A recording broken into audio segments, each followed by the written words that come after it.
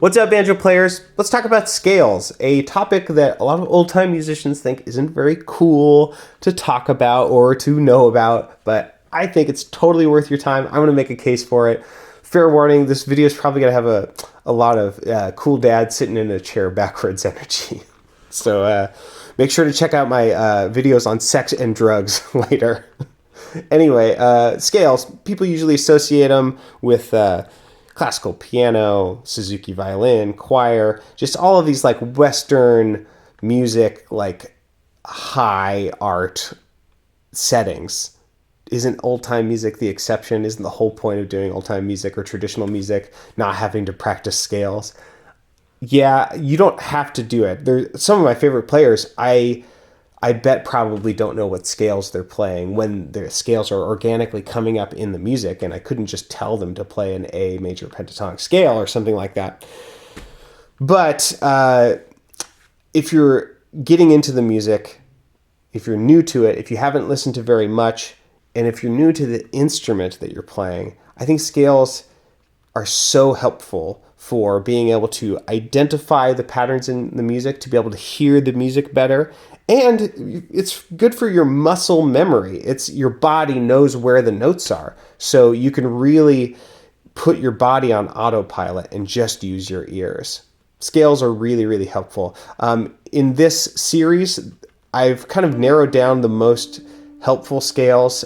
Basically, just like C major pentatonic and C major. Those are two different scales. And then G major pentatonic and G major. And then there are a couple modal scales like G mixolydian or Dorian, or what I call the G suspended pentatonic. So those scales, and then those scales tuned up a whole step into, D and A. Those are the basic ones that you need to learn. I like to teach my scales in a few different ways. I like to teach them with bumpiditties, meaning a thumb in between each note.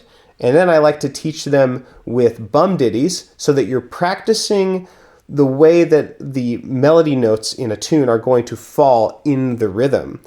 Does that make sense? So when you are learning a tune, your thumb doesn't get confused about what to do. And then I like to teach the tunes with bumditties shifted over onto the other notes. And the way I do this is starting on the second note of the scale so that you're practicing the opposite notes having bums and ditties, if that makes sense.